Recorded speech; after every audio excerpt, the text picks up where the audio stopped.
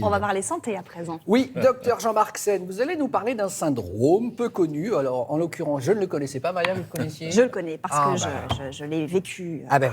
Alors, c'est un syndrome malgré tout fréquent, pouvant expliquer certaines douleurs rebelles comme des lombalgies. C'est le syndrome de déficience posturale. Alors, c'est un nom un peu compliqué, un peu barbare. Il se cache quoi derrière ce nom, Jean-Marc? Eh bien, derrière le mot déficience posturale, ce qui est important, c'est de comprendre exactement comment fonctionne le corps. Et je voulais vous montrer quelques objets, justement, ensuite, qui peuvent traiter certaines lombalgies. Alors, voilà, regardez Des semelles. cet objet. Ça sont des semelles. Et puis, on en a d'autres. Alors, on va vous montrer ces objets. Après les semelles, vous pouvez avoir d'autres objets qui vont traiter cela, c'est-à-dire... Voilà, c'est ça. Ah, une gouttière. Regardez, il y a une gouttière également, une gouttière dentaire. Et puis enfin, vous allez voir également un troisième objet qui doit venir tout de suite après cette gouttière dentaire, qui est en fait une correction oculaire. Donc alors, tout ça, ça peut résoudre le problème du syndrome postural.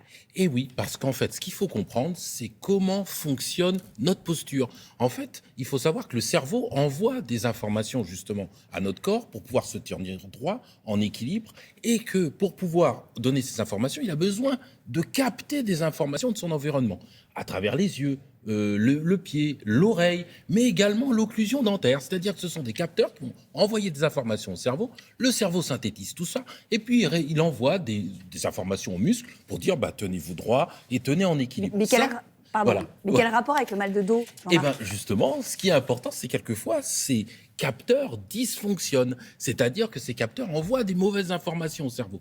Résultat, s'il y a des mauvaises informations qui sont données, le cerveau finalement comprend pas très bien, envoie des informations discordantes aux muscles. Résultat, on se trouve pas très en équilibre, ou on se trouve en torsion, et ces torsions, comme ça, et ça va entraîner des contraintes mécaniques, par exemple, ce qui crée des courbatures musculaires, des douleurs, d'où les lombalgies, ou éventuellement des contraintes articulaires, tendineuses, ou bien peut entraîner également des vertiges. Ça peut intervenir là-dessus. Ou même des troubles cognitifs, comme par exemple une fatigue, des difficultés de concentration. Tout ça, en fait, c'est le système nerveux qui régule tous ces éléments. Et lorsqu'il a des mauvaises informations, eh bien, il peut entraîner tout cela.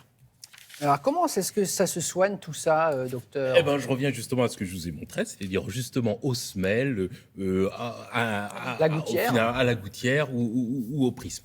L'idée, c'est quoi? C'est de corriger les informations, en fait, qui étaient pas bonnes données au cerveau. Donc, on va stimuler ce qu'on appelle ces entrées sensorielles. Et on les stimule, justement, en mettant des bonnes semelles, en travaillant une gouttière, puisque c'est l'occlusion qui va être modifiée. Et à ce moment-là, on a une meilleure information au niveau du cerveau. Encore faut-il reconnaître, je ne sais pas, des symptômes. Est-ce qu'il y en a? Comment on sait si on souffre du syndrome postural? Alors, très souvent, quand on a des symptômes qui persistent, par exemple, imaginons... Des maux de tête, des choses comme ça? Ça peut être des maux de tête, des vertiges, des douleurs récidivantes. Ou alors, quelquefois, vous savez, les personnes qui disent « Mais je vais voir mon ostéopathe tous les 3 semaines, tous les mois, il est obligé de me remettre en place. » C'est parce qu'en fait, comme on est entre guillemets tordu, à chaque fois, ça se remet en place. On détord, mais on se retord. Voilà, exactement, il y a un facteur d'entretien. Et le facteur d'entretien... C'est un peu vulgarisé, Maya. C'est ça, le facteur d'entretien. Il y a deux...